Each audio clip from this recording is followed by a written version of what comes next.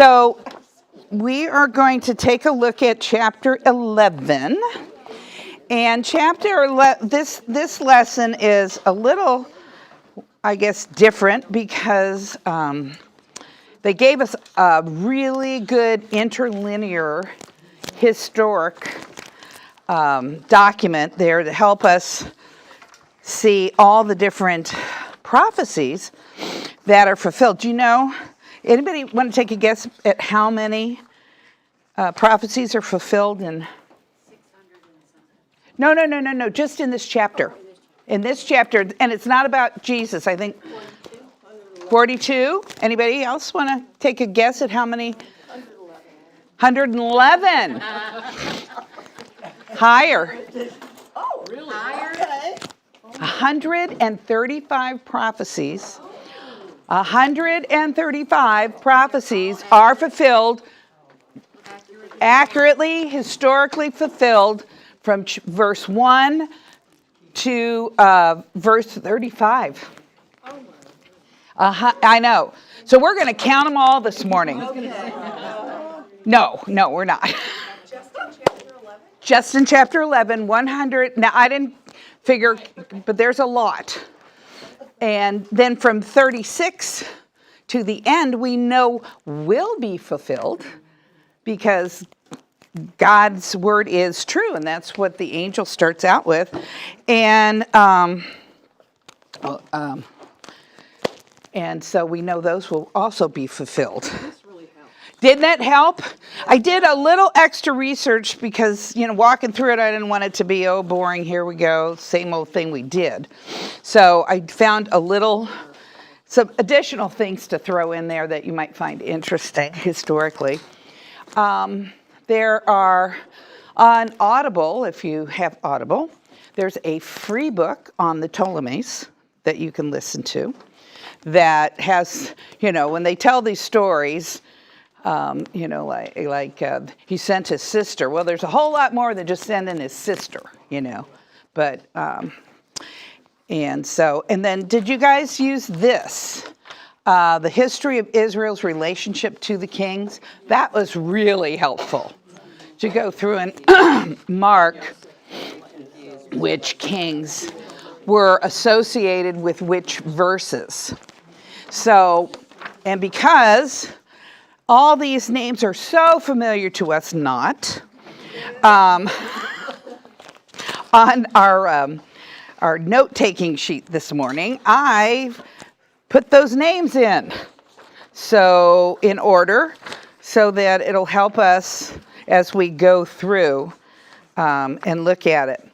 And so, since we've already looked at, what happened, and we know that the prophecies are all fulfilled, I thought maybe one of the things that would be really good as we walk through it this morning is to think about what we learn about God, or how it encourages you about God in the future, or God personally in your life. Okay? Because we learn a lot, more about God's rule in the earth. So that's what I was thinking. I probably won't write as much on the board until we get to, and you look at all these kings, and I don't want you to panic and think, I got to know all these. No, you don't. There's one that you need to, actually two. There's two you need to know. One is Antiochus Epiphanes. And yes, you do need to know King Jesus. But then you need to know the willful king. The willful king. The king from verse 36. Did you guys notice that there's a change in verse 36? Yeah. Okay. At first blush, you're kind of thinking, oh yeah, that's the king of the north, until the king in the north challenges that king, and you go, hold everything. Can't be the king in the north. Let's go back. So it's right there. Let me pray before, because I guess I'm chomping at the bit for us to talk about it. So, and I don't want to forget prayer. So let's do that first. Father, thank you for these ladies who love you, who want to know you. These last few chapters are kind of hard, but they're encouraging because we see that you truly do rule in the realm of mankind, and you do give it to whomever you will, and you put limits on. And because we belong to you, you've also told us the future, and we thank you for that. That you keep us close to you, and that we can rest and enjoy the peace of our salvation and the hope of heaven, because we know the future that you have planned. And so, Father, help us to be sharp and think through and marvel at the wonder of who you are as we look into chapter 11. Father, may we see our Lord Jesus high and lifted up. May we look forward to his return. And it's in Jesus' name that we pray. Amen. Okay. Well, let's think for a minute. Let's go back and think about what we've learned so far. Let's review. When we look at the whole of Daniel, chapters 1 through 6, what is the thread that ties 1 through 6 together that is common as we look through those first 6 chapters? Who are the main characters? Daniel and Nebuchadnezzar, Babylon. Okay. And what generally is happening in all those chapters? Visions. Good. Visions. And who interprets the visions? Daniel. Daniel, and he gets his information, of course, from God, but he's the one who's interpreting the visions. From 7 to 12, who's the main character? Who? Well, yeah, it is. It's about the future, but who's the main character? Daniel. Yeah, that was a trick question. Okay. Yeah, it's Daniel. And who is he interpreting visions? No, what's he doing? He's the one having the visions. And who's doing the interpreting? Angel. Yeah, he's having a plethora of angels help him. Now, we started in chapter 7. What was in chapter 7? Anybody remember? Beast. The beast. Good girl. All right. The 4 beasts. Yes, ma'am. I got one piece of paper right here. That's what it's for. It's to help us remember. Okay, so we've got 4 beasts. What did the beasts represent? Yeah, 4 Gentile nations. Good. And then there's a 5th one. And what's the 5th kingdom? The kingdom of God. Great. What chapter does 7 with the beasts parallel in the first 6 chapters? Remember? Chapter 2. Good. What was in chapter 2? The statue. Again, it depicted 4 Gentile nations and then the kingdom of God. Very good. So it parallels. All right. Daniel 8. In Daniel 8, Daniel has a vision, but now it's narrowing. First, God's giving information about all of history and the Gentile kingdoms, and then the end. But now he's narrowing the information. What's the vision in chapter 8? What? The ram and the goat. Who's the ram? Medo-Persia. Good. Who's the goat? Greece. Excellent. All right. And why would he focus on those 2? Why would God focus on those 2 and give them to Daniel? Yeah, this has to do now with the future of Israel. Good. Now in chapter 9, Daniel is praying because he's pretty excited. What did he discover in his Bible study? Yes, the time is about that 70, the 70 years of captivity that were prophesied by Jeremiah, and they're just about up. And so he is pretty excited. The chastisement is over. Yes? No, no. So what's in chapter 9 God reveals to Daniel about Israel's future? What's determined? What's Another week or a, 70 weeks are determined for your people. Who are the people? Israel. It doesn't say 70 weeks are determined for the church. We're not. 70 weeks are determined for Israel. And he lays out those 70 weeks. From our perspective, how many of those weeks have been completed? 69 of those weeks. So there's 1 week or 7 years left to go. Good. Good. All right. And that's so Gentile, the whole world, then Persia and Greece, then specifically the future of Israel's chastisement. Then in chapter 10 begins the last vision, and that's the one we're working on. So it went from the world, Medo-Persia, the chastisement, and now he's zeroing in, even God is, more specifically on what's going to happen to the people of Israel. Okay? So it's all about Israel. It's all about what's happening with them.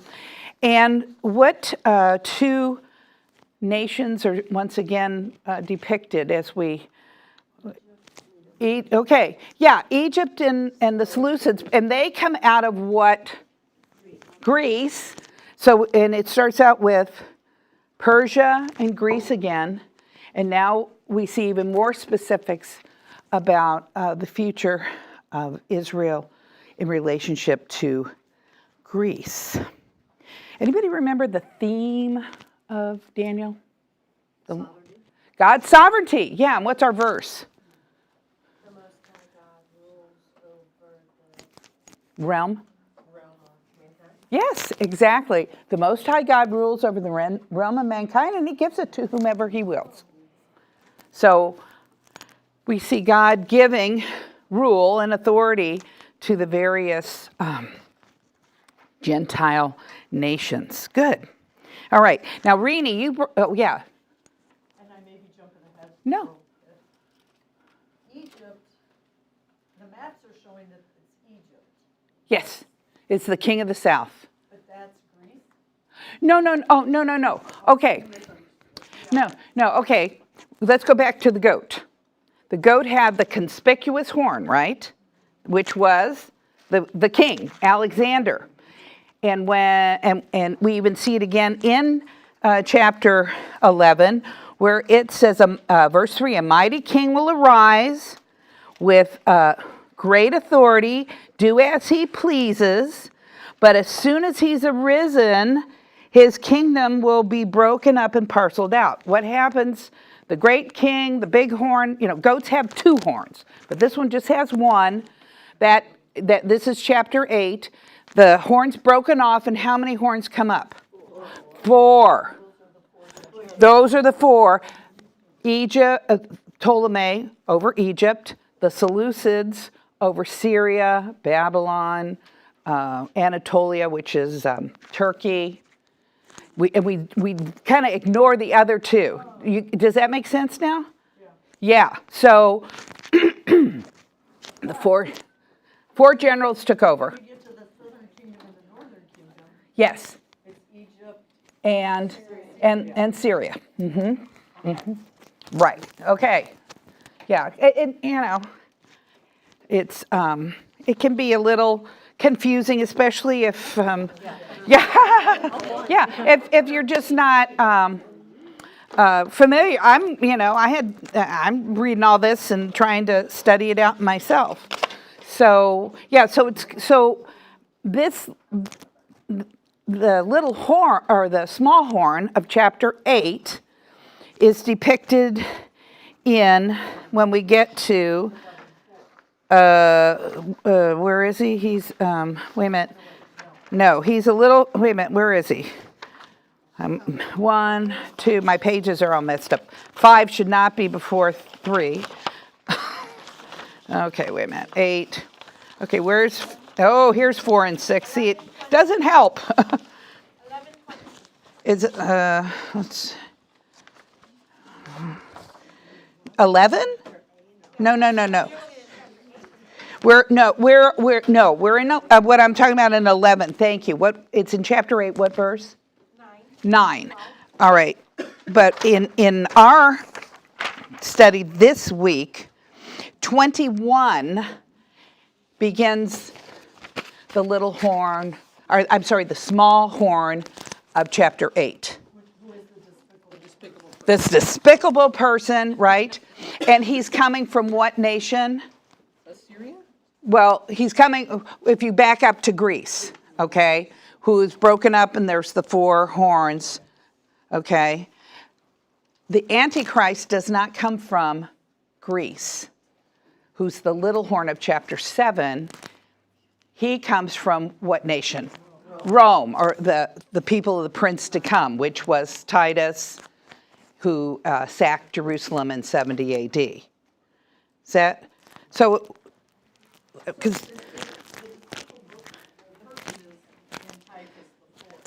yes, ma'am, yeah. Yeah, this is how, so here's Alexander, right? Okay, and he was the bighorn. He's the bighorn, right? He's broken off, and there's 4 generals. Cassander, Lysimachus, I think is how you pronounce it. I'll just put that. Ptolemy, and Seleucus. Okay? Cassander and Lysimachus, we're not paying attention to them. One took over Macedonia, and the other one, what was it? Thrace and Bithynia. Okay, Bithynia and Thrace. Okay? So they're not close to Israel, so we're not paying attention to them. But we are paying attention to Ptolemy, who got Egypt, right? And Seleucus, who got Syria. He also got Babylon. He got Turkey, what we call Turkey today. So he had a bigger piece of Alexander's conquering, but Ptolemy had the... Bad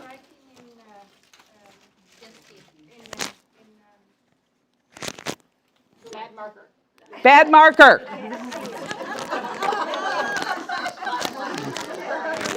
Would somebody hand me a napkin so I can write this off? So, oh, thank you. Happy birthday. And we'll just, yeah. So so he's from Greece. Okay. Antiochus Epiphanes, if you trace him back, he's from Greece. And he wanted to make Israel Greek. That was the big problem. Okay, because he's from Alexander. And that's how we tie back. So who wants to make Israel? Antiochus Epiphanes from... Okay, well, let me do it again. No. I'm sorry if I... No. It's important to get this. Yeah, we got to know this. We got to get this figured out. No. Yes, thank you. Okay, so you got Alexander. Can you read this one? Okay, so you got Alexander. He was the bighorn, right? Okay, he was the bighorn. He's broken off, and then there's 4 little horns, right? And we know one's Cassander, and one's Lysimachus, I think. Then, but the two that we're interested in is Ptolemy, and he has Egypt. Okay, so Greece takes over Egypt. All this territory belongs under Alexander. Yes, right. And so what they did is they broke it up. So what, Turkey, Syria, all of Yeah, Turkey. Greece? At this time, yes. Yeah. Yeah. Do you see? There's a map in there. Did you? No, but the map shows Syria and Egypt are south and north. Yeah, that's right. Modern day. Right, right. Right. Yeah, because Alexander went all the way to India. Okay. He went, I have a map in my bag that I can show you later. He went all the way, he went from Macedonia all the way to India. He went down into Israel. He went down into Egypt. So that he conquered all of that. That was all Greek.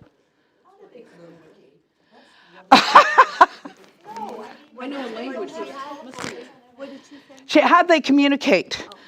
They used something like the Pony Express. But I mean, you think of that. Yeah, the Camel Express, the Pony Express, yeah. They also, that was one of the problems. So Alexander, because he's all Greek and he studied under Aristotle, he loves Greek, everything Greek.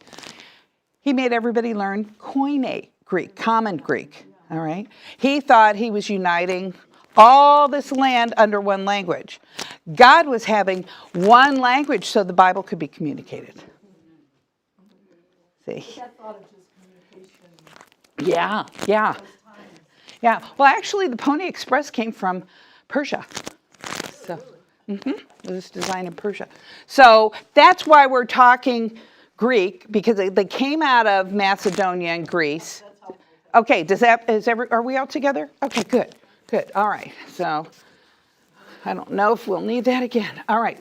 So, so what we're looking at, because, well, here's another thing. Okay, this is the Mediterranean, right? Egypt's down here, okay? And Syria's up here. And this is Israel, right? Where are they going to fight? I mean, we just saw 35 verses of fighting.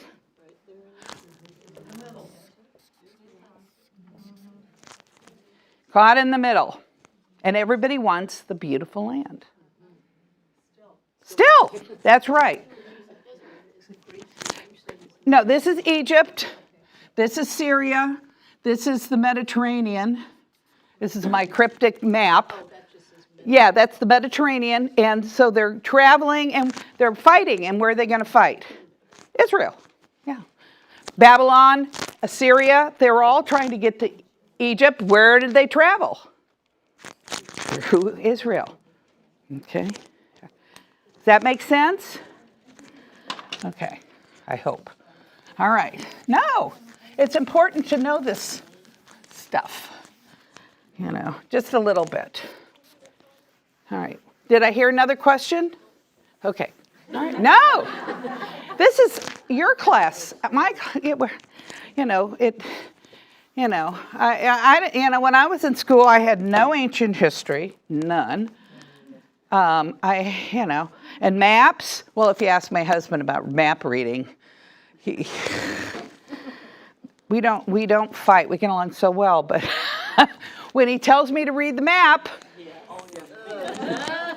I cannot tell you how many times he's awakened and we're driving around Atlanta for about the 5th time because Yep, it's just not my gift.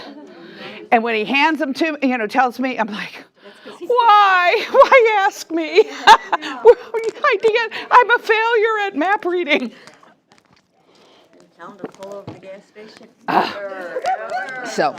But he loves me anyway. All right.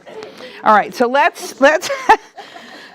So if you look at your chart that I gave you, we're going to walk through 11, and you can jot down some things underneath each one. And I'm going to try and share something new that I found out, so it's just not a repeat of what you read. How's that? All right. We know verse 1 really fits with chapter 10 because it's the angel saying in the first year of Darius or Darius the Mede, I arose to be an encouragement and a protection for him. Not Darius, but in context it was Michael. Okay. Then now we switch. Now he says, I'm going to tell you the truth. There's going to be 3 more kings and then the 4th king. And the 4th king, and he's not on there, so I'm going to write him up here. Anybody remember who the 4th king is? Persian king named Ahasuerus. Or Xerxes. Let me... Wait a minute, I want to spell it. Would somebody help me spell it? Ahasuerus. A-H... Is it... E, okay, R-U-S. Okay, or Xerxes, and it's X-E-R-E-S? X-E-S. Okay. Okay, this is the Persian king that was rich. Now, there were other Persian kings after him. So just know that this is but here, this is the Persian king that was the wealthiest. Yes, it is. Isn't that cool? Yeah. This is Esther's. This is the king and Esther. All right. His son is the one that writes the letter to send to Israel to allow him to rebuild the wall. His son. Makes you wonder if Esther had any impact on that. All right. So this is the Persian king that's wealthy. And what does he do? He becomes strong and he arouses all of Persia against who? Greece. And they never forget it. Okay. They're against Greece. And he goes in and he sacks Athens, burns it. He ruins the Acropolis. And then after he does it, he's remorseful and helps them rebuild it. But the damage is done. This is, 100 years before. But they don't forget. Okay, they don't forget. In fact, here's a quote from Alexander that he wrote to Darius the third Mede. He says, as he's getting ready to attack him, he says, your ancestors entered into Macedonia and the other parts of Greece and did us damage when they had received no affront to cause it. In other words, they attacked without cause. Now I, general of the Greeks, and provoked by you and desirous of avenging the injury done to us by the Persians, have passed into Asia. So he's coming for them. Okay? And the reason he's coming for them? Revenge. Because of this guy. Okay. Verse 3. Now this should sound familiar because it repeats some things from chapter 8, verse 4 and verse 8. He says, the mighty king will arise and he will rule with great authority and do as he pleases. But as soon as he's arisen, his kingdom will be broken up and parceled out towards the 4 points of the compass. In 8 it says, calls it the 4 winds. All right.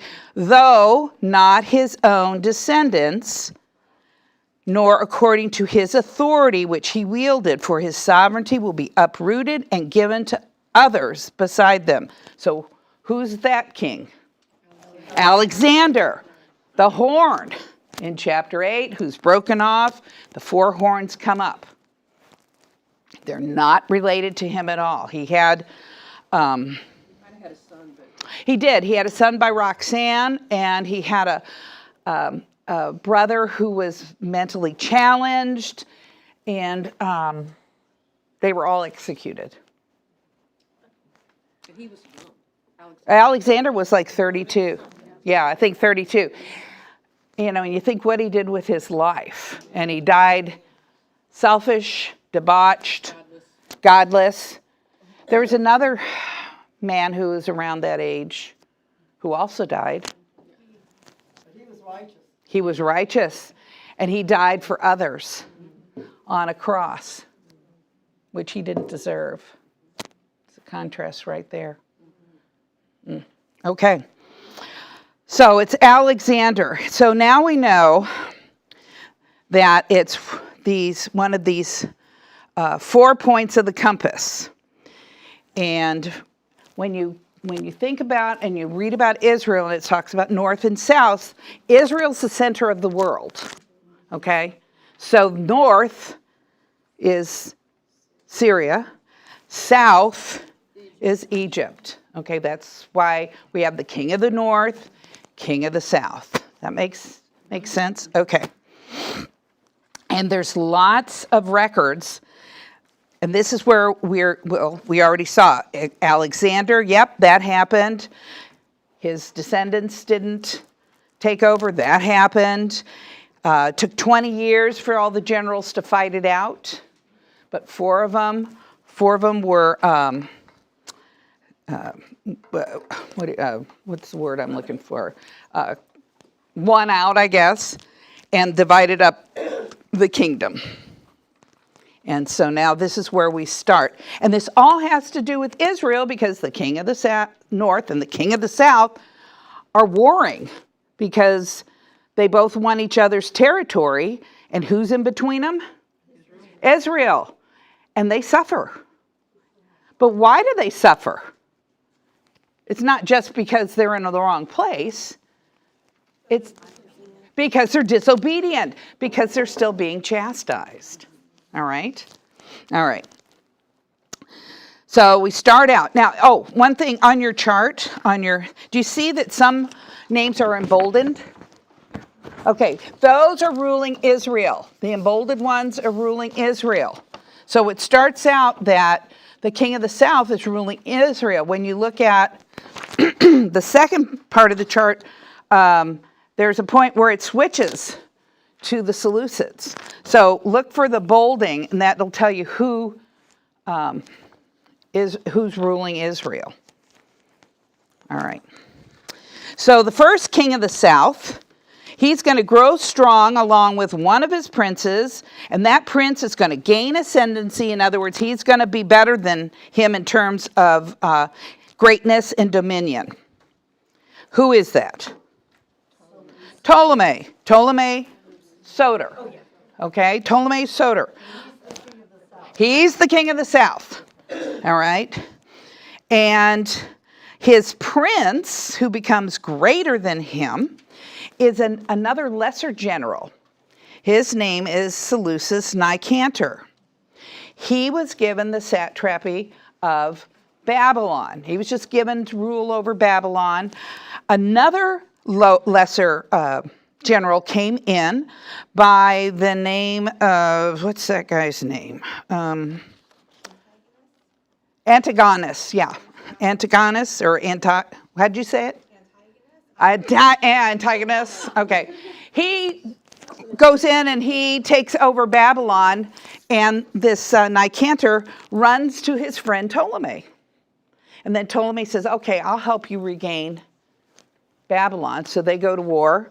He regains Babylon and then gets even more territory. Oh, isn't that what God said? As soon as he becomes strong through his riches, I'm sorry, wrong one.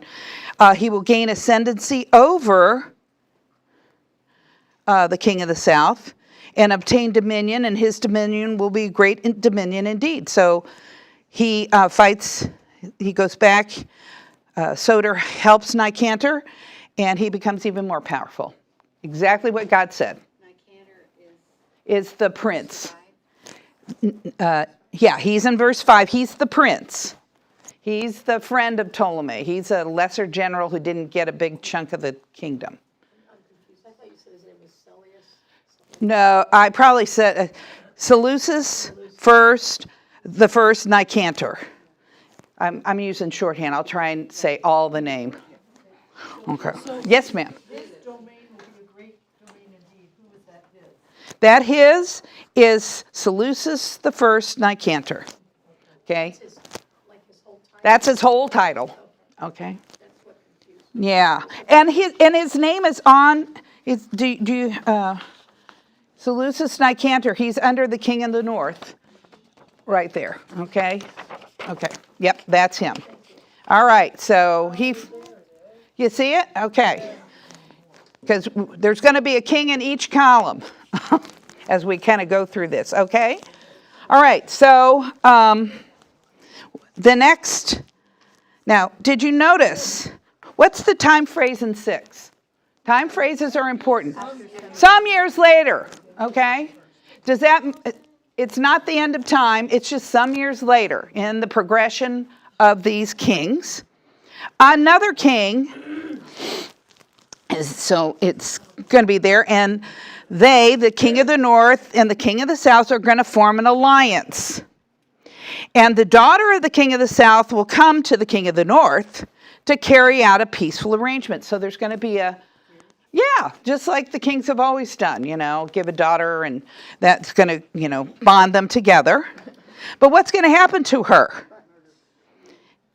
She's not going to retain her position of power, nor will he remain with his power. Who's that he? King of the north. All right. And she will be given up along with those who brought her and the one who sired her. How do you sire? Her father, okay. Yeah, and as well as he who supported her in those times. Okay. All right. That's the king of the north. Okay, so no, it's the same king, the king who supported her. So we've got the right, because let's back up. She'll be given up along with those who brought her.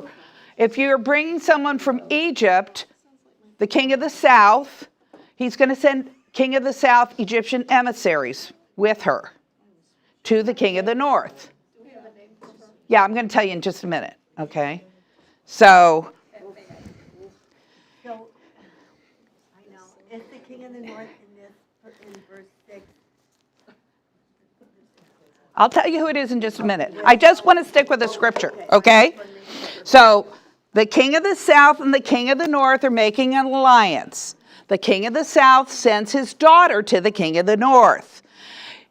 Emissaries from the king of the south are going to go with her. That's who's, along with those who brought her, and the one who sired her. Her father's going to be king of the north or king of the south? King of the south. As well as he who supported her. Who supported this king of the north? He's in agreement with this alliance. Does that make sense now? Okay, so this is the prophecy. So what happens? Did this happen? Yes, it did. The king of the south, Ptolemy Philadelphus, the second, thank you. He sends his daughter, named Bernice, to the king of the north. The king of the north is Antiochus II Theos. Okay? Now, he's already married. And his current wife isn't happy about this. Okay? I wonder why, yeah. Her name is Laodice, Laodice. Laodicea? Okay, Laodice. Antiochus. These cities are named after these people. All right. So she's not happy, but she's set aside. Your brain hurts. I know. My brain hurts too. The wife is set aside. The wife is set aside. Her daddy dies in Egypt. So Antiochus says, I want Laodice back. So he makes Bernice a concubine. and her infant son. She has an infant son by that time. Well, Laodice, a woman scorned, she's not happy. She didn't like being set aside at all, for even if it was for a few years. So she kills Bernice and the infant son. Soap opera. Soap opera, yeah. And then she's still mad at Antiochus, so she kills him too. Okay? She poisons him. There you go. Now, Laodice. All right, now, here's something interesting about Ptolemy II, Philadelphus. He's the one that had the 70 rabbis come down to Egypt to translate the Old Testament into Koine Greek. That's why we have the Septuagint. Oh, so he's the guy. 70 rabbis. So if you're in a Bible dictionary, something, you'll see SEPT, if they're referring to, or LXX for 70. And this is really important because the Hebrew language is very concrete. The Greek language is very specific. And so it helps us understand and correlate the Old Testament and the New Testament. Because when you see that a Greek word was used for a Hebrew word, those 70 guys back then understood the Hebrew and the Greek. So it's a really important tool that we have. They did this in Israel? No, they did it in Alexandria, in Egypt. So this happened in Egypt. We call it the Septuagint, or you'll see an LXX, and that's telling you that that information is related to what these men did way back when. Ptolemy Philadelphus. All right. Whew. Okay, I wish we were done, but we're not. All right, verse 7. All right, now remember, Bernice has been murdered by Laodice, and she puts her son on the throne, who is Seleucus II Callinicus. So he's on he's on your column. So you can just write over there. Yeah, that's verse 7. Here we go. But one of the descendants of her line will arise in his place. He will come against their army and enter the fortress of the king of the north. So one of her descendants. That's Ptolemy's. That's the Ptolemy's. Bernice got killed, right? So Bernice's brother, okay, he took the throne. Is this Laodice's daughter? Laodice is the bad guy. Right. Bernice. So this is Bernice's brother from the south. Okay, so the descent. Ptolemy the Third, and it's Euergetes, Euergetes. Yeah. Okay, so her brother is going to avenge her, right? He gets there and finds out she's dead. Not a happy camper. So he's going to deal with them and display great strength. So he gets there. He finds out they killed his sister. He kills Laodice. He plunders Syria, burns their temples, collects many talents of gold and silver. He retrieves idols and statues and things that actually the Persians had looted from Egypt. And he takes it all back to Israel. I'm sorry, to Egypt. To Egypt. Thank you. Back to Egypt. Okay. That's verse 8. And also their gods and their metal images, their precious vessels, their silver and gold, the king of the south is going to take into captivity to Egypt. And he, on his part, will refrain from attacking the king in the north for some years. So he's satisfied. He is building his kingdom. He's not attacking the king in the north anymore. And that's what happened. Huh? And that's what happened. What do you learn about God so far? He's true and faithful. Yeah. So when he says something, should we believe it? Yeah. Should we obey it? Yeah. Yeah. Yeah. Good idea. I don't know how. Okay, we're having trouble keeping this in our brain. God has the whole of history, the whole world, everything that's going on with everybody. He's having no problem. Every minute of every day. He's omniscient. Woo! He knows the future. So is Daniel writing this like 300 years before this happens, or what? Well, let's see. I didn't figure that out. That's a good question. I'm just thinking, because I know 100, I know at least. a lot of history books say, well, Daniel couldn't That's right. have written this. Right. Yeah. This is. Yeah. Did you hear what she said? That this is where a lot of skeptics say, oh, this had to be written after because it couldn't be this specific. What about Isaiah? I know, and Cyrus, and yeah.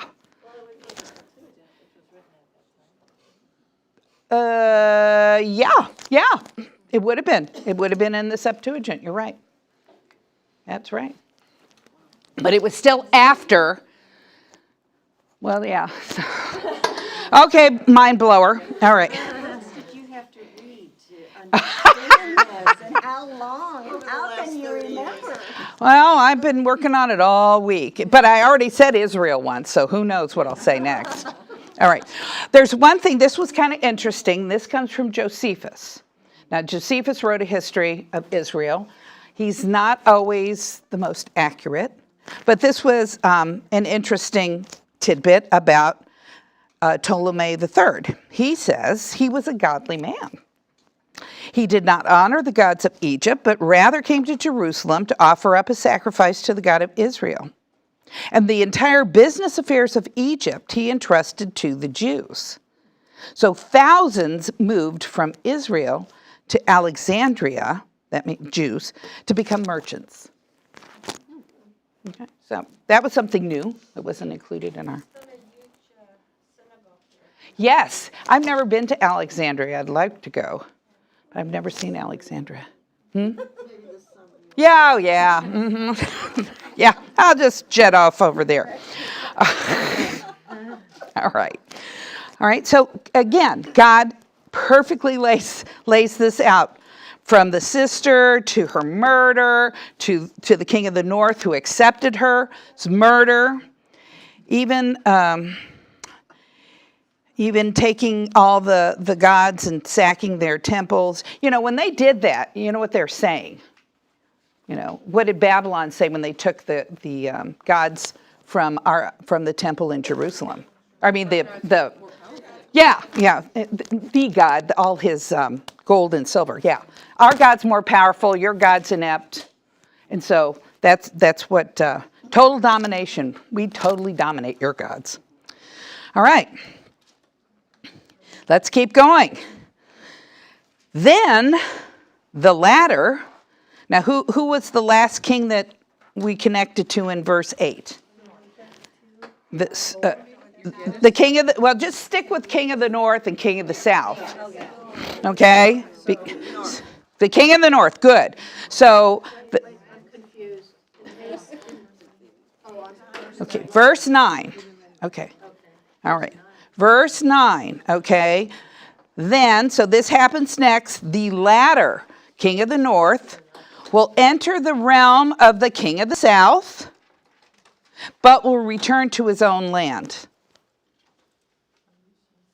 Okay, so the king, Seleucus Callinicus, tries to attack Ptolemy III, the king of the south, but he's defeated and returns, and he falls off his horse and dies. That's what he falls off his horse and dies. Okay, that's the end of him. Not a lot, but he did. He tried to go after Egypt. He was humiliated. He returned. He fell off his horse and died. All right, 10. All right, here we go. I know. This is real history. Come on, guys. All right. This is more interesting than the history I took. This is way more interesting. All right. Now, the king of the south will be enraged and go forth and fight with the king of the north. Sorry. Back up. Sorry. See, I'm getting confused too. So, okay, 10. And his sons, whose sons? King of the north, good, will mobilize and assemble a multitude of great forces. His sons, plural, okay? And one of the sons, will keep on coming and overflow and pass through, that he may wage war up to his very fortress. So Seleucus Callinicus, who fell off the horse and died, had 2 sons. Seleucus III, Soter, and Antiochus III, the Great. Okay, which one do you think dies? Soter, because we don't hear about him anymore. Yeah. We hear about Antiochus the Great. Huh? I didn't put him on there because he just dies. Okay, he's not on there. He died. He's not important. He just croaked. Not for what we're doing. I mean, yes, he's a soul. He's important. Okay. Didn't mean it in an unkind way, but he dies. All right. Somewhere in Asia Minor. That would be Turkey. So the brother that keeps coming is Antiochus the Great. The king of the south will be enraged and go forth and fight with the king of the north. Then the latter will raise a great multitude, but that multitude will be given into the hand of the former, the king of the south. Okay, so Antiochus the Great is going to be fighting the king of the north, which is Ptolemy Philopator. Ptolemy the Fourth. Philopator. South. King of the south, Philopator. King of the north, the Great. All right, you got him? The latter is the north. Go back up. Who came first? We're talking about the king of the south first, then the king of the north, and then it says the latter, so it would be the king of the north, right? Antiochus the Great, Antiochus the Third. And he reigned 36 years. He's around for a long time. Okay, so the king of the south is enraged with the king of the north. The king of the north raises a big army, goes to fight with the king of the south, but Egypt's the winner. That's exactly what happened.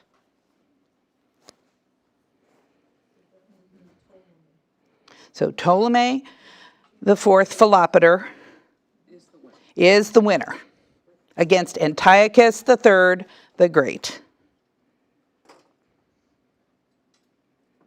Now, are we all together? We may have to do this forever. Okay, 12. No, please. Yeah, I know. We could just skip all this and just say go back and read it again. Let's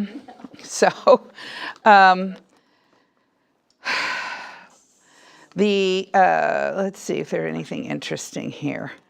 All right. What's next? Then the multitude is carried away. The multitude of who? King of the north? Okay, his group, he carries him away, and what happens to the king of the south? Philopater. He gets proud, right? And he will cause tens of thousands to fall, yet he will not prevail, because who's going to come back and fight him again? King of the north, Antiochus the Great. Verse 13 answers the wife, for the king of the north will again raise a great multitude. I wonder where he's getting all these people. More than the former, and after an interval of years. So we don't know how many years, according to the scripture, but he will press on with a great army and much equipment. All right? He is the king of the north. And it's still Antiochus III. Antiochus III. Yeah. Yeah, he reigns for a long time. He becomes proud. What happens to people that become proud? They fall. So look at, Philopater and Antiochus the Great. All right. Egypt's going down. Okay. Now, verse 14, time phrase. In those times, this isn't the end, many will rise up against the king of the south. Okay, so the king of the south had a number of enemies, not just the Seleucids. Violent ones from among your people. Oh, who would that be? Violent? Israel. So some violent ones, and that word happens to mean robbers and murderers from among your people will lift themselves up in order to fulfill the vision, but they will fall. So there are renegade Jews joining the king of the north. At this time, Israel is under the Egyptians, the king of the south, and they think they would be better off under the king of the north. Under the Seleucids. Okay. I have, in 14, let me know if this is right with the commentary, it told me the 5th Epiphanies now, in 15. Yes, Ptolemy the fifth Epiphanes, yep. And then the commentary said he was not a very good king to the People. No, he was not. In fact, when Philopater died, now this is Josephus, this is kind of interesting.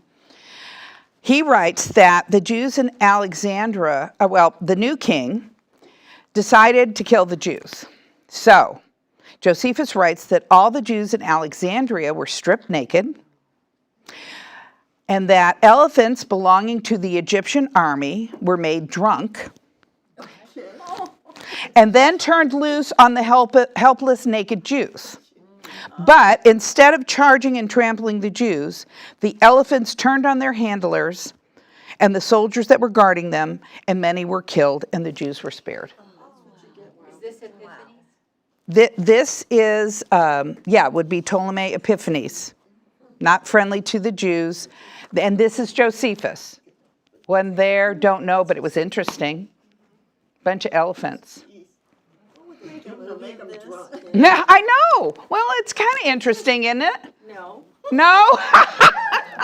Okay. I just want to know. You're excused. They give them make all those big elephants drunk. I mean, That was kind of dumb, wasn't it? But that's what it says. you do stupid things when you get drunk. Well, Satan is always trying to kill the people. Yeah. The enemy is always against the Jews, right? And they're always he's always trying to exterminate them. So that's an interesting thing. Okay, verse 15. Penny, thank you for clarifying that we switched kings again. Okay. Verse 15. Now, remember, if you're getting confused, this tells you which kings, if you just go back and mark it, start in which verses. Okay? So that'll help you in case. It says the history of Israel's relationship to the kings. Okay? Got it? Okay. All right. It tells you what kings talked about in what verses. So.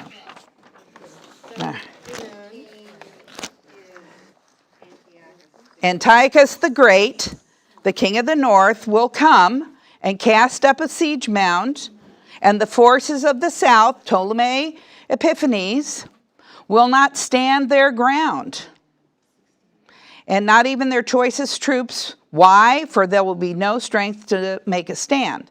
And he'll be captured, I skipped that verse unfortunately, at a well-fortified city. And we know that city to be Sidon. Historically, he was captured at Sidon. Yep, so. And that happened in 203 BC. What was it, 3 BC, yeah. So Antiochus the Great comes against Ptolemy Epiphanes. He doesn't win, and he's and Antiochus captured a well-fortified city, which was Sidon. Okay. Is that S-I-D-O-N? Sidon, yeah. Tyre and Sidon. Tyre's been destroyed, which is a very cool prophecy out of Isaiah.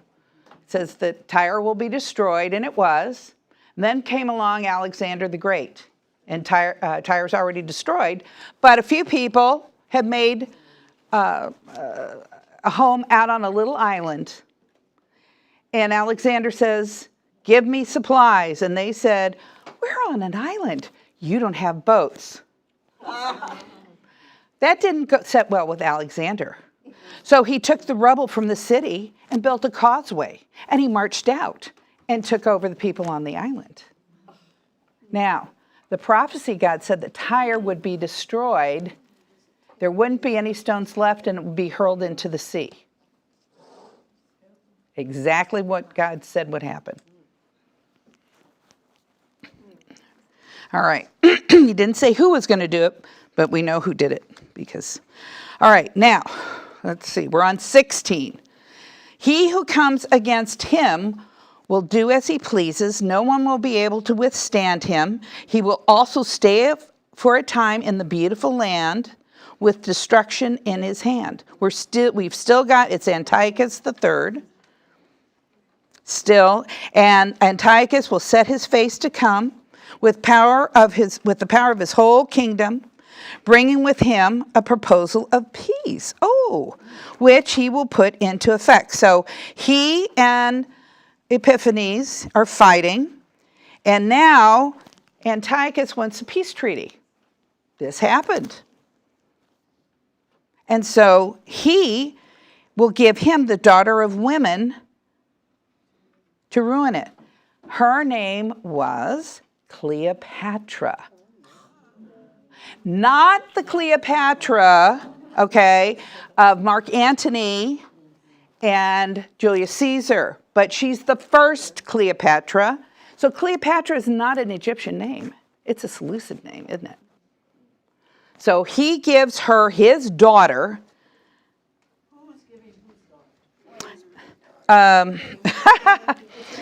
Antiochus the third is given his daughter. To Epiphanes. Well, let's see here. He is given his daughter to, let's see. He's given his daughter to, I think there's a change there. Wait a minute now. He's given them in marriage to make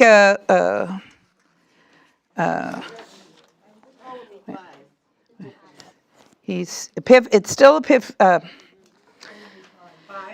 Ptolemy 5, which is Epiphanes. All right. So he's given him his daughter, and he figures that she will help him take over Egypt because she'll be a spy and she'll be loyal to her daddy. But she turns out falling in love with her husband and loves him and doesn't snitch on him. And so it fails. What does daughter of women mean? Well, it just means, it's just God's way of saying a girl. A girl. Okay? It's nothing special. Okay? So, She kind of throws the North under the bus because now she loves the Egyptians. right. Okay, that's a good way to put it. So Cleopatra, the daughter, throws North under the bus, her dad under the bus, because she falls in love with the king of the south, her king. So it didn't work. That's what it says. He sends her to ruin it, but she won't take a stand for him. Isn't that interesting? God specifically, or be on the king of the north side. So interesting. So Antiochus III, the Great, decides, okay, I'm going to keep on, he kind of gives up on Egypt, and he goes to the coastlands to capture many. So he's going towards the Aegean to capture the different islands over there and expand his kingdom. But a commander will put a stop to his scorn against him. Moreover, he will repay him for his scorn. So this commander's going to stop him. We haven't talked about it yet, but you know there's another nation on the rise. Rome. Okay. And Egypt has been smart enough to make some alliances and some trade agreements with Rome. And so Rome comes in to help the Egyptians.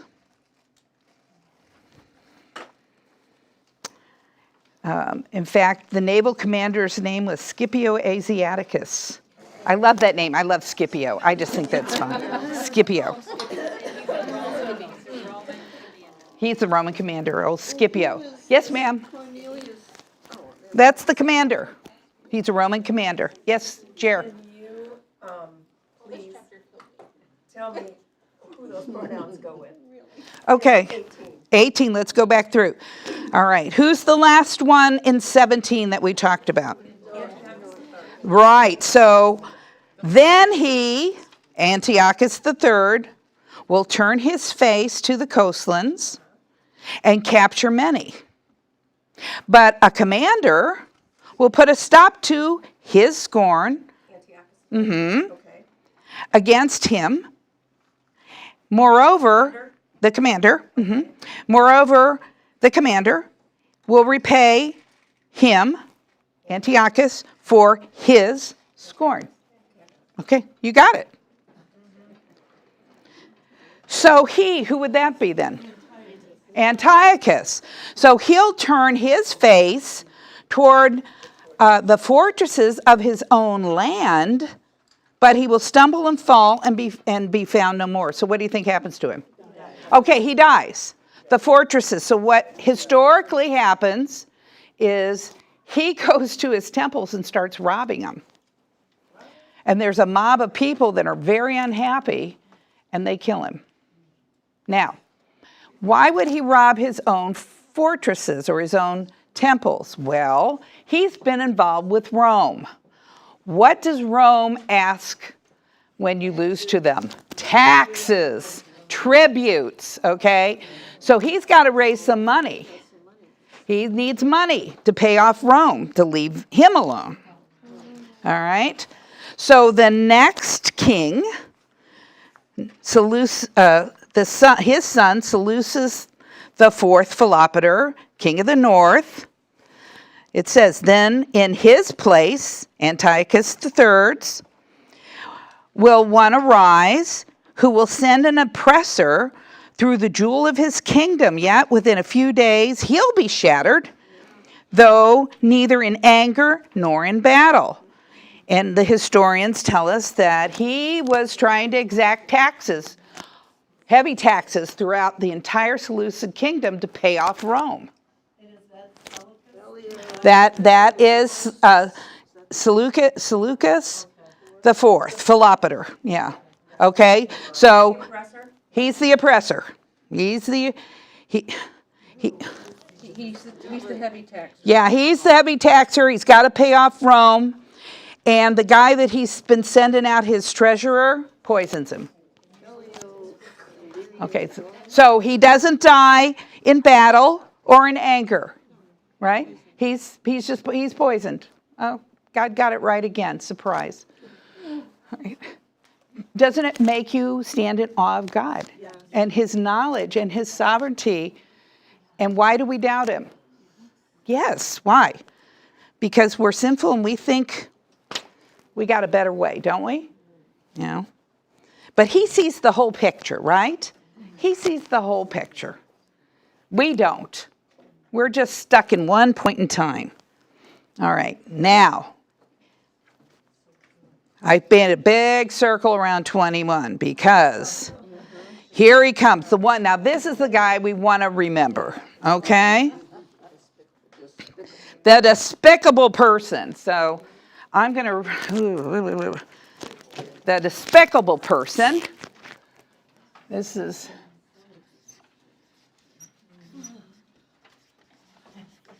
the despicable person. Okay. The despicable person, what's he do here? We're only on, will we ever get this done? Okay. This despicable person is the small horn of 8, 9. He had not been conferred. Okay. Of Daniel 8, 9.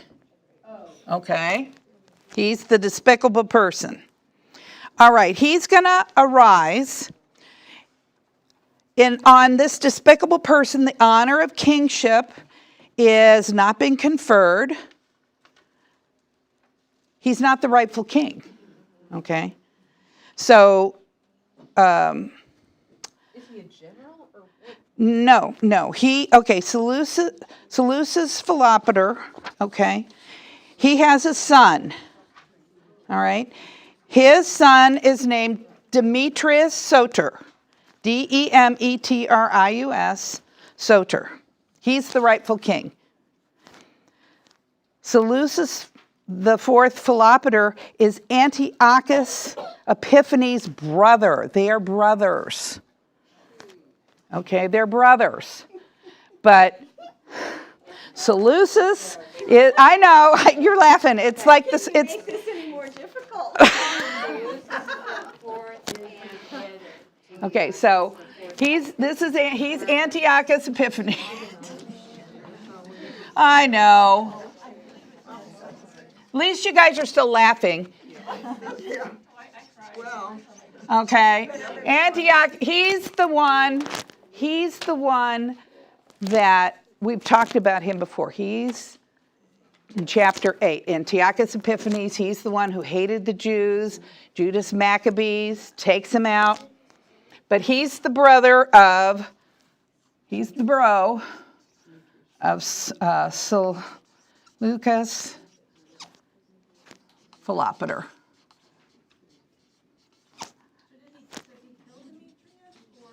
Well, no. Okay. So remember. Was he the son of Seleucus? No, I'll tell you. Hang on. Okay. He's not the rightful king, but he takes over. Seleucus Philopator is the son of Antiochus the Great, correct? Right? So Antiochus Epiphanes is also the son of Antiochus the Great. All right? Antiochus the Great lost to who? Rome, and owed him a boatload of money. Okay? He dies stealing from the temples. His son, Seleucus, comes to the throne. Now he's got to pay off this debt. All right? He's poisoned by the treasurer. His son, Seleucus Philopator, he is in Rome as a hostage. Okay? Antiochus Epiphanes was the hostage first. Then they switched out and made his son the hostage. All right? So Antiochus goes off to Athens. He's in Athens when his brother dies. He thinks, aha, here's my chance. He hightails it back to the capital where they're living, and he's locked up in Rome. So he takes the throne. And that's how he ends up the king. Antiochus Epiphanes was locked up in Rome. They switched him out for the son of the king. All right. So when his dad, Antiochus the Great, they left Antiochus Epiphanes in Rome as a hostage. When his brother took the throne, then Demetrius was sent to Rome, and they freed Antiochus Epiphanes. Antiochus Epiphanes didn't go home. He went to Athens. Then he hears that his brother's dead. His brother's son is the hostage in Rome, so he's not there. So he swoops in and takes over the kingship. Did Antiochus IV just say, I'm king? Yeah. Yeah, he proclaimed himself king, and it kind of got confirmed because there was a big troop of, and I don't know who it was, coming against the Seleucid people, and he fought and won. And so they just said, hey, that's great, we'll take him. Okay, can you go over just one more little time? One more time. After Demetrius took the throne and then Okay. Demetrius is his son of, okay, Seleucus, he has a son named Demetrius. He's in Rome as a hostage. Okay, he's stuck in Rome. They're brothers. Antiochus Epiphanes hears he dies. Demetrius in Rome. He races in to take the throne. Okay? So he wasn't the rightful heir, but he swoops in. My brother's in jail, I might as well. His nephew's in jail. It's his nephew. Seleucus' brother. Yeah, so Antiochus Epiphanes is his uncle. There's a test at the end. And I want to know how many prophecies you've been counting. Right? All right. All right. So that's how he gets the throne. And that's exactly what God said. He does it through intrigue. Okay. Isn't that interesting? God knew that. He had no right to rule, but he ends up being the king. And so Antiochus, thanks for bearing with me. Okay. On his coins, he says Antiochus Epiphanes Theos. Antiochus, the illustrious God. We know that the willful king, the little horn of chapter 7, who is the Antichrist, who's the beast, we figured that out, of Revelations. I think Revelations 12, I think it was 12. Thank you. All right. He's okay.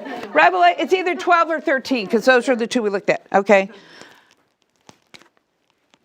He declares himself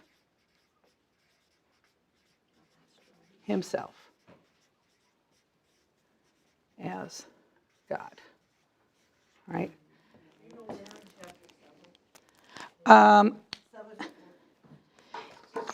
Where that he declares himself as God, or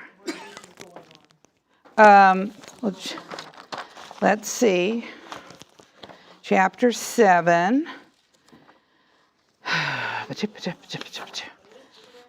Let's see, chapter 7. Let's see. He, let's see. 11, then I kept looking, the sound of the boastful words which the horn was speaking. Maybe it's just the boastful words. And oh. No, in chapter we'll see it here in 11 in a minute. So for sure. All right. Do you remember where we made the list of the little horn and Antiochus? It looked like this. Like this in chapter 7. We handed it out. We made our list. It would be good to go back and make the comparison and add to the list. All right, so here we go. Antiochus, so he takes the throne. That's important because God proclaimed that. All right. Then we've got him, things that he did. Here we go. The overflowing forces will be flooded away before him and shattered. And also the Prince of the Covenant. The Prince of the Covenant, do you remember who he is, according to your interlinear? Yes, Prince of the Covenant was O-N-A-I-S, is that right? I-A-S. I-A-S. He was the high priest. Now, one of the things that this Antiochus did not understand, or the Seleucids in general, they thought, now this is, they've taken over Israel. Sometime during the wars between Ptolemy Epiphanes and Antiochus the Great, Antiochus takes the rule of Israel, and it stays now under the Seleucid rule. But they didn't understand. They thought that this worship of Yahweh was really, they didn't understand how ingrained, how important it was to the Jews, and they really thought it was something Egyptian, that was connected with Egyptian rule, and they wanted to get rid of it. They were big into Greek, and so they called, what they were trying to do was Greekize, or we call it Hellenize, the Jews, turn them into Greeks, all right, which the Jews didn't want any part of, okay, but they didn't really understand that this was more meaningful than they thought. They're busy switching out gods and worshiping whoever they want. They didn't understand the one true God and that who the Jewish people were worshiping. All right. So he thinks, high priest, he's just another official. He's trying to get money, raise money. Okay, who's going to pay the most to be the high priest? Okay, so a guy named Jason wins the bid, so to speak. And Jason, he's the one that builds the arena outside of the temple where everybody's practicing for, or it's like a gymnasium for the games. And of course, you do games and you practice. You don't want to be inhibited in any way. So they didn't wear their Nike shorts. They didn't have their Nike shoes. The only thing they had was olive oil. Yeah, you read about that. And so that being said, when some of the Jews wanted to be Hellenized, then they thought this was a great idea. They were minimalists. They weren't really believers in Yahweh. Then it became apparent in all their exercising, circumcision, because now they look different. Okay, so then that became an issue that Antiochus is going to deal with here in a little bit. So it says, let's see, After an alliance is made with him, he will practice deception, and he will go up and gain power with a small force of people. So he's in league, he unites his people, he is going in with military, he's got military victories, but he doesn't have a lot of people helping him. No, Onias is out. We're talking Antiochus. This is the king of the north. Antiochus Epiphanes. He's going to enter the richest part of the realms. He's going to accomplish what his fathers never did, nor his ancestors. He's going to distribute plunder and booty and possessions, and he'll devise schemes against strongholds, but only for a time. What's that tell you? He's going to be doing all these things. He's redistributing the wealth to his followers. God has a boundary for this guy, okay? Who makes the alliance with them? Don't know. Okay. I have no idea. Didn't find that out. Tried to find out everything I could, but I don't know who made that. But he went into the best parts of the realm, literally the fat ones, and he would just take whatever he wanted. Now,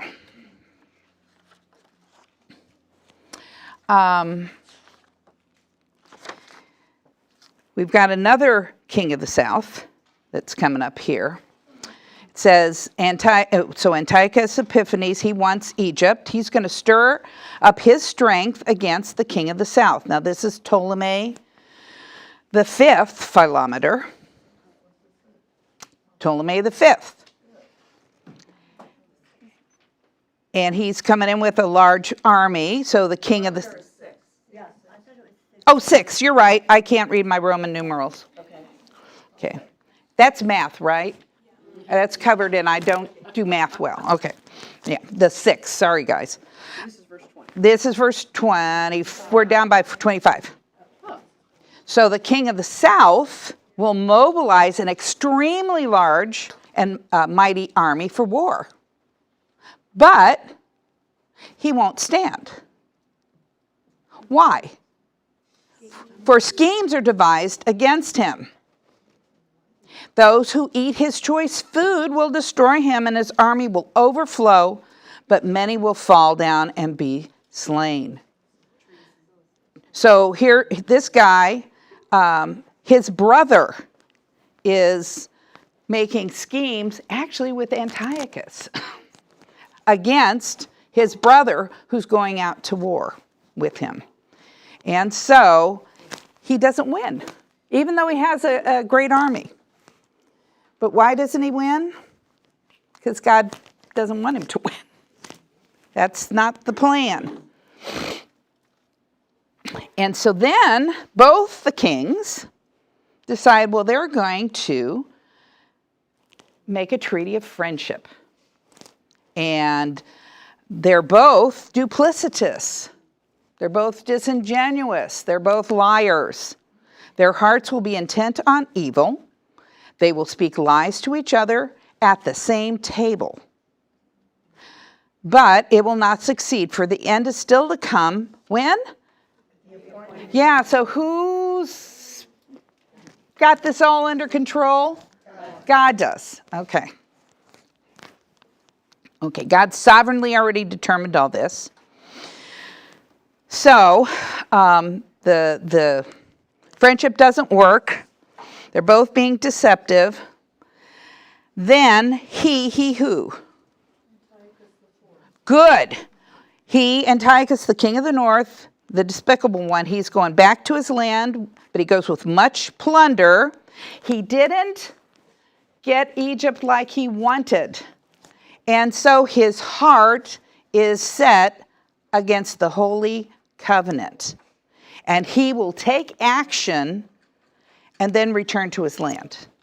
So what he does is he's mad, and so who's he take it out on? The Jews. He takes it out on the Jews. He vents his fury against the Jews. Some historians report that Antiochus took the city by storm.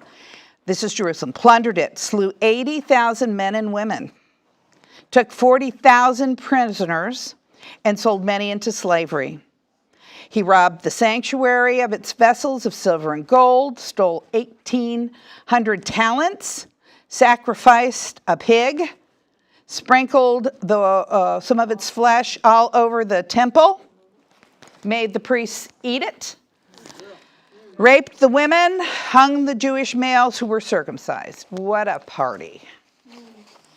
So he came back, and that's just the beginning, because he goes back to Syria. So can I ask, Yes.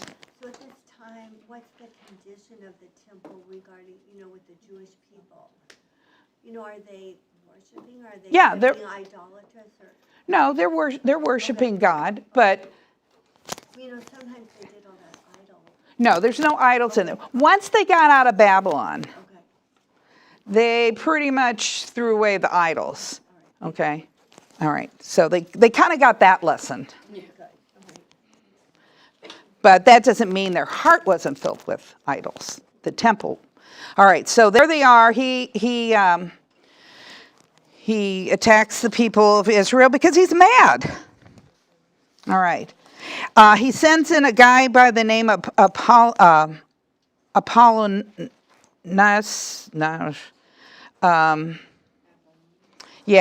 Next, but let's hit their. Let's see what verse. Wait a minute. Okay. All right. But where am I at? I lost my place. Ptolemy. Okay. He comes into.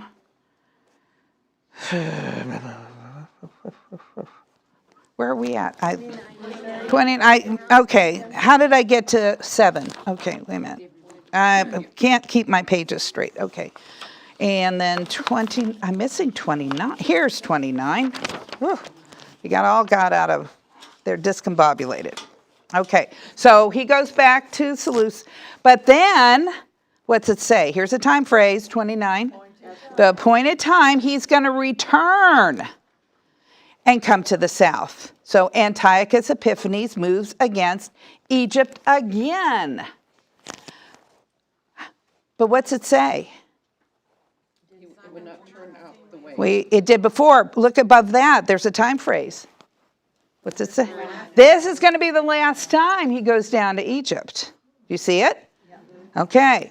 Last time, and it's not going to turn out the way it did before. For the ships of Kittim, which is Cyprus, which is where the Romans had their fleet, will come against him. Therefore, he'll be disheartened and will return and become enraged at the Holy Covenant and take action.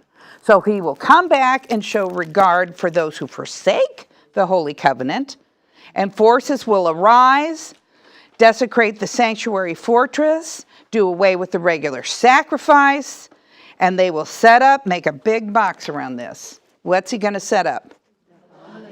Of desolation. Okay.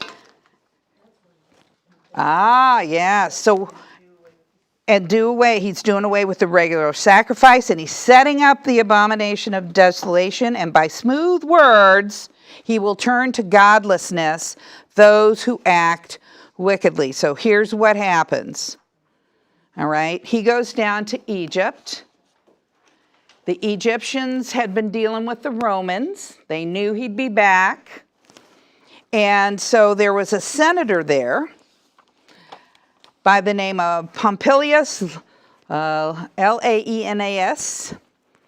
and he forbid Antiochus to attack Egypt anymore because the Romans are going to protect him.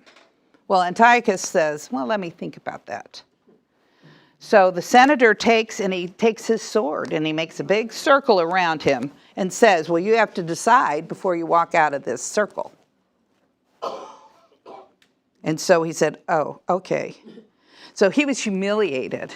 Now he's really mad because he went down to get Egypt again. They made a fool of him. He didn't get Egypt, so he's going back. So he sends his general into Jerusalem and says they're on a peace mission, waits to the Sabbath, and then kills women, children, plunders what's left in the temple, burns the city, forbids religious practices, including the festival, circumcision, the Bible, you had to burn it. And he sets up Zeus on the altar, or Jupiter, Zeus, Jupiter, the abomination of desolation. Now, Jesus refers to this, and we're going to look at it next week in cross-referencing, okay? But you want to mark that, make sure you know where that is. So he sets up a false god in God's holy temple. Okay. Now, he says, or the next verse says, those that know their God will display strength and take action. And those who have insight among the people will give understanding to the many. Yet, they're going to fall by the sword and flame, by captivity and by plunder for many days. So even the faithful, okay, those who are doing exploits, displaying strength, giving insight to others, are not immune to suffering. Wow, doesn't that? And Jesus said, in this world you're going to have tribulation, but take heart, I've overcome the world. And how often do we go, why? Why is this happening? Why is this happening? I'll tell you why. Look at, I want to scoot over to the next verse. Not 34, I want to look at 35. Those who have insight will fall. And he tells us why.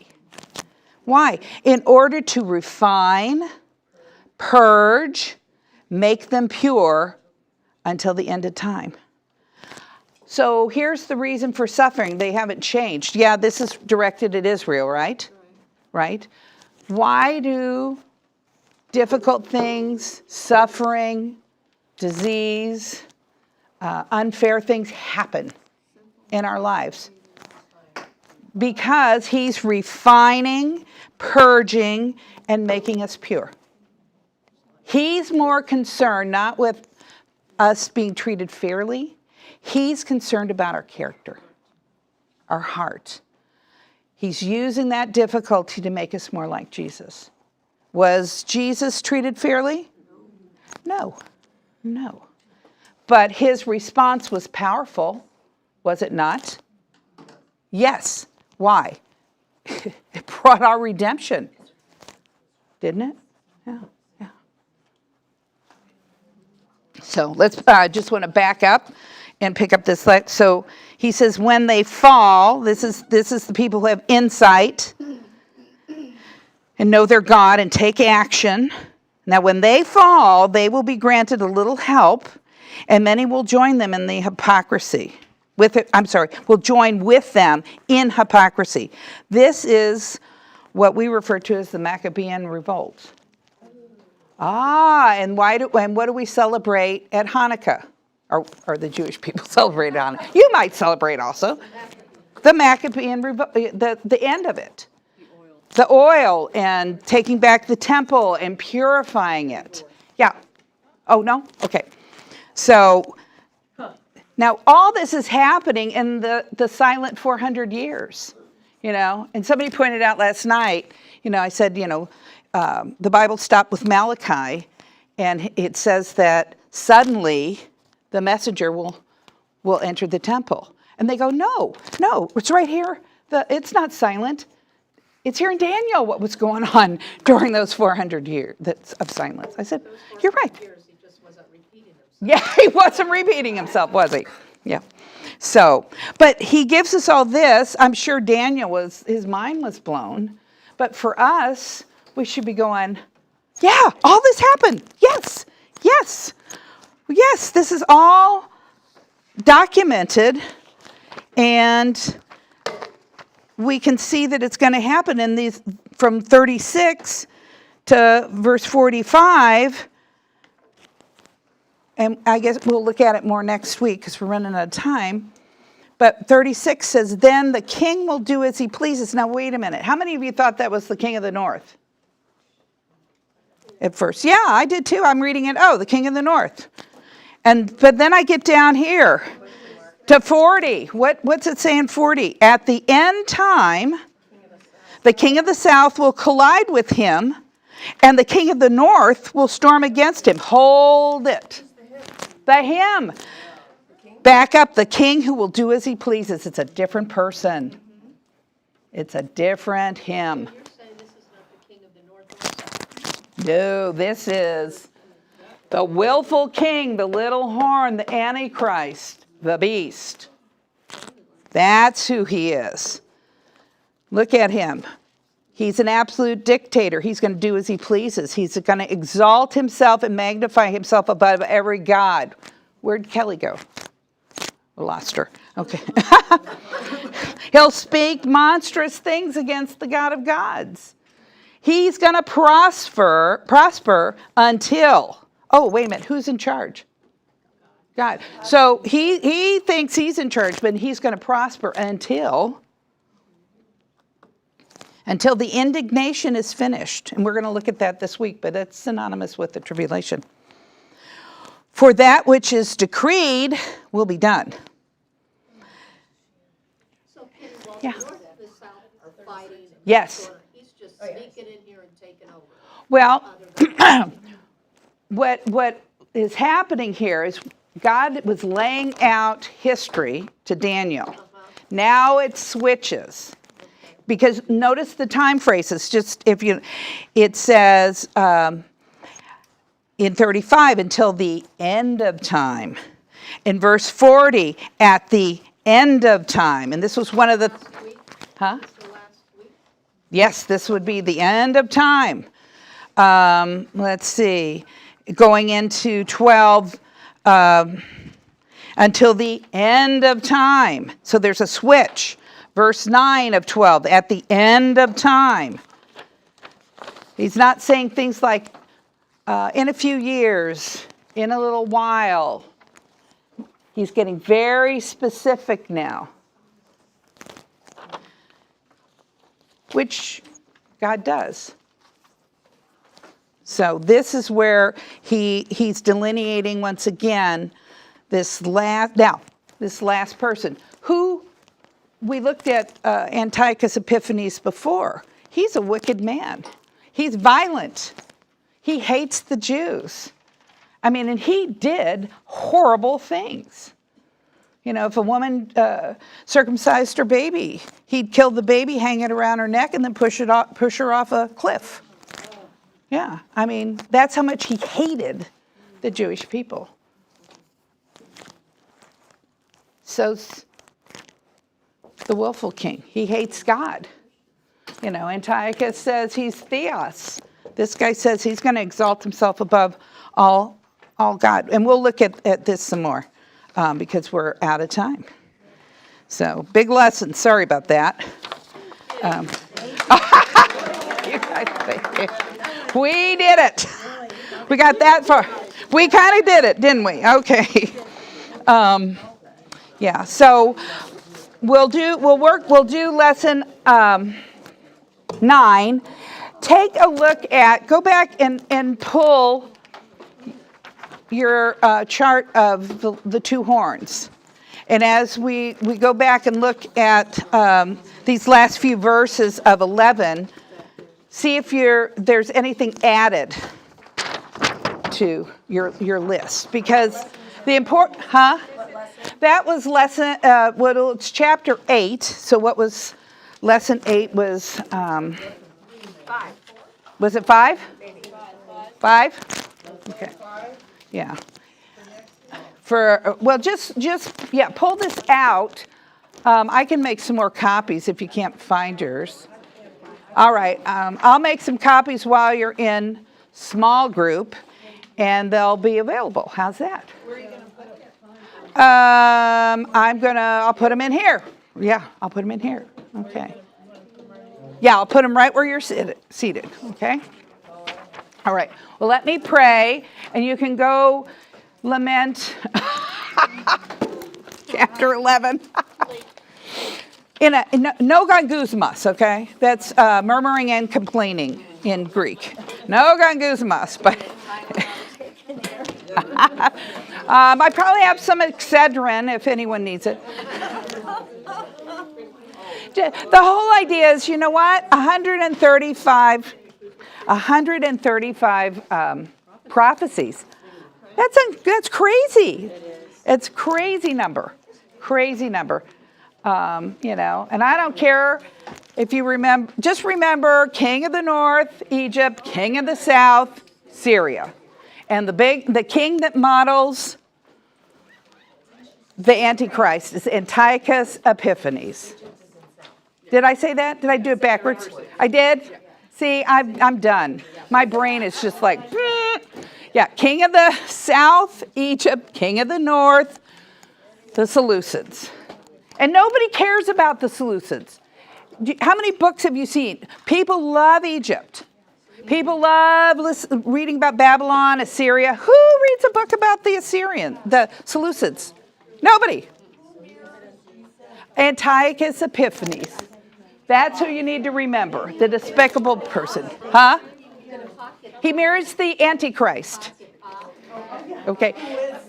He used to come. Right. Okay.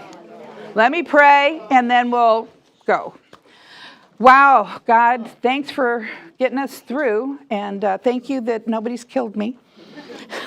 Lord, help us to remember the really important thing, and that is you are sovereign, you are omniscient, you know it all, you put boundaries around these evil people, you have a plan for your people Israel, that it will come to pass at the appointed time.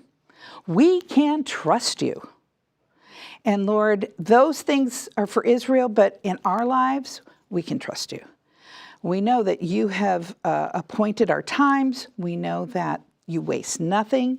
We know that in suffering and disappointment, you're purifying us, that you are making us more and more like Jesus. And so we thank you for those difficulties and for those sufferings, because we do. We study the Word. We want to be more like Jesus. And so, Lord, continue to help us to do that. And Father, I just ask that as we go to our small groups, that our time would glorify and honor you. And it's in Jesus' name we pray. Amen.